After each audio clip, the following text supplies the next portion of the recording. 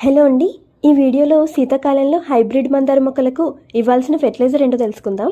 మా మందార మొక్కలన్నీ చాలా బాగా పువ్వులు పూస్తున్నాయండి. పెద్ద సైజులో పూస్తున్నాయి, చూసారా? ఇది బనానా పీల్ పౌడర్ అండి.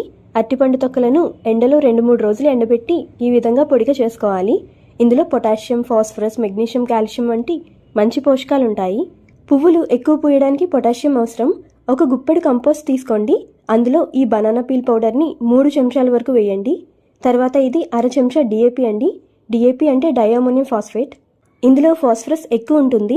మొక్క వేర్లు బలంగా పెరగడానికి ఇది అవసరం. మనం ఇచ్చే పోషకాలు మొక్క బాగా తీసుకోవాలి అంటే వేరు భాగం బాగా బలంగా ఉంటేనే పోషకాలన్నీ మొక్క తీసుకుంటుంది. ఆఖరిగా 1 చెంచా కాఫీ పొడి వేయండి. మందార మొక్కలకు ఎస్టిక్ సాయిల్ అంటే ఇష్టం. కాఫీ పొడిలో నైట్రోజన్ కూడా ఉంటుంది. దానివల్ల ఆకులు పచ్చగా ఆరోగ్యంగా వస్తాయి. ఇది మొక్కకు కావాల్సిన మెయిన్ ఎన్పీకే ఫెర్టిలైజర్ అండి.